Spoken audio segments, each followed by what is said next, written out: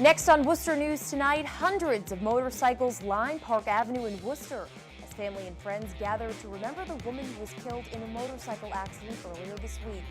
Plus, Holistic Health Group shares the benefits of a marijuana establishment with a Worcester neighborhood, but not all are happy with the idea. Good evening and thank you for joining us. I'm Anna Botari.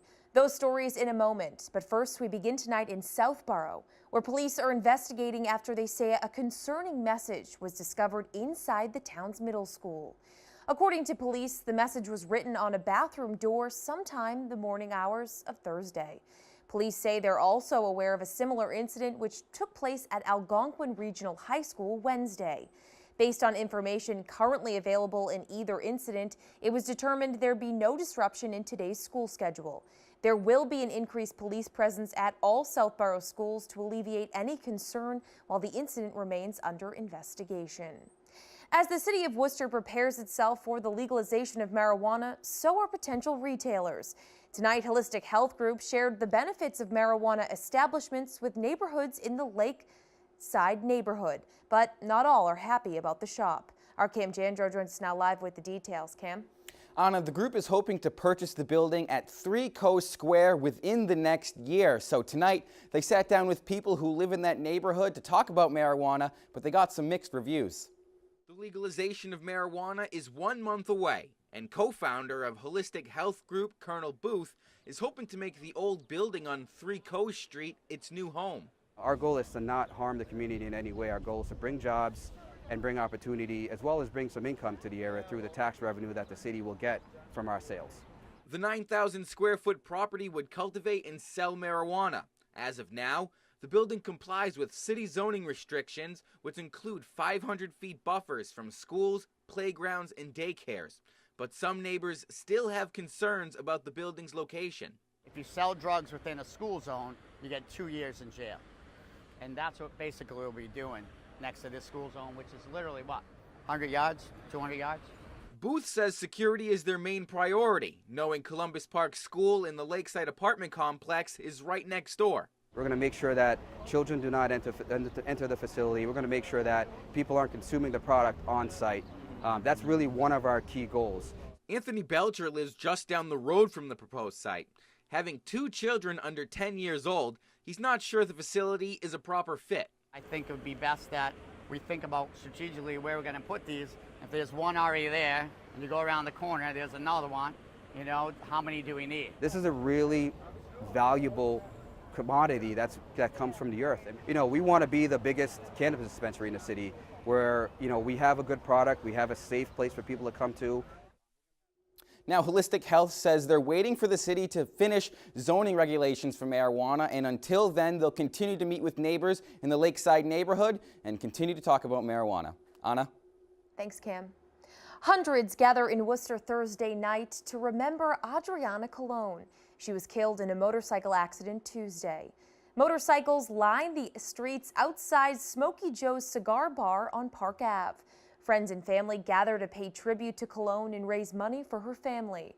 The 31-year-old was struck by a vehicle taking a left turn onto the Interstate 290 West ramp. A motorcycle ride to raise money for Colon's funeral and family is planned for this Saturday in Auburn. A warning to drivers: roads may be more dangerous this time of year. AAA says the 100 days from Memorial Day to Labor Day are the deadliest for teen drivers. More teens are on the road because of summer vacation. AAA says there was a 14% increase in teen-related crashes during this time in 2016. The service encourages parents to set limits for their teen drivers and make sure they follow the junior operator's law.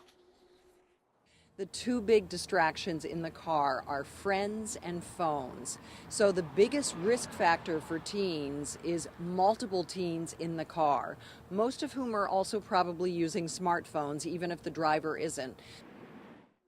AAA also found 39% of teen passengers involved in fatal crashes were not wearing their seatbelts. They say to buckle up as your last line of defense. A Worcester elementary school is getting a much-needed outdoor space. There hasn't been a playground area at Canterbury Elementary School since it was built in 1987. Worcester used city block grants dollars to purchase this property just next to the school. Once the land was purchased, they took down a dilapidated home on the property, which was the scene of a horrific murder back in 2009. The new space will be available for students and community members to utilize. It will include a basketball court and playground. That most of the other kids have in the Worcester Public Schools that they have not had. Kids need to be active, they need to burn off energy before and after school and at recess. And in the summertime, this is going to be a great amenity for the neighborhood. So these kids deserve it just like kids in any other neighborhood of Worcester, to have a space like this. Continuing to promote healthy, active living is going to continue to be really important. Club of Worcester presented the city with a $25,000 check Thursday in support of building the new playground. The playground is set to be done by mid-July. Shovels hit the dirt Thursday to celebrate the groundbreaking for a new medical and regional lockup facility. Governor Charlie Baker and Lieutenant Governor Karen Polito were among the dozens in attendance. The $20 million facility is funded by the state's Department of Capital Asset Management. This is the first major construction project for the jail campus since 1973. Worcester County Sheriff Lou Evangelitis says the 32,000 square foot building will benefit all of Worcester County. This is a big investment to the people of Worcester County. Their public safety, I promise them, will be enhanced by having this quality of a building here to start that re-entry process for these inmates who are going to get released, most of them, back to our communities. We're going to make sure they're on the right track from the moment they get here. Right now, they're all over the map here. The facility's substandard, and there's no coherent way to get them through our system. This is going to be the center of the wheel where we can assess them and then send them out to the facility where they belong. The facility is expected to be completed by fall of next year. Siblings at a Leicester public school got the surprise of a lifetime. After almost a year of not seeing their mother, the Army sergeant paid a surprise visit. Our Chandler Walsh spoke to the family today.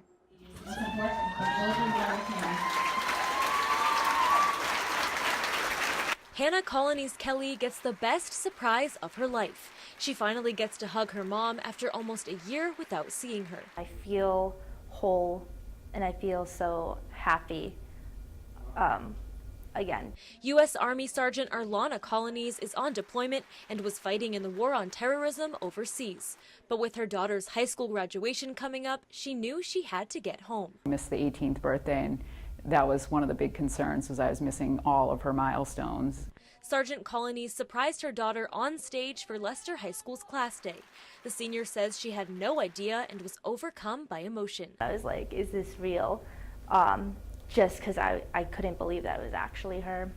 It was pretty heart-wrenching. You know, she burst into tears, but it's hard because you're up on stage in front of the whole school. Colonies then surprised her twin sons, Patrick and James, at their school.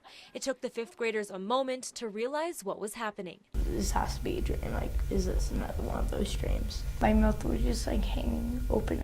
The family shared special moments and long-awaited embraces and say it's what will get them through the rest of Colony's deployment. That's what gets you through, you know, the hard times, is just the memories. Chandler Walsh, Worcester News Tonight. A couple who survived the Boston Marathon bombings have written a children's book about their service dog, Rescue. Rescue's been with them since early on in their recovery, and the book helps share their story. Our Rosalind Flaherty has more. Jessica Kensky and Patrick Downs make quite an entrance at Worcester's Quinsigamond School. The Boston Marathon bombing survivors are showing off Jessica's service dog, Rescue, and sharing an important story. Rescue was named after fallen Worcester firefighter John Davies. He's been by Kensky's side for more than 4 years, helping her with day-to-day tasks. The couple was at the finish line in 2013 when the bombs went off.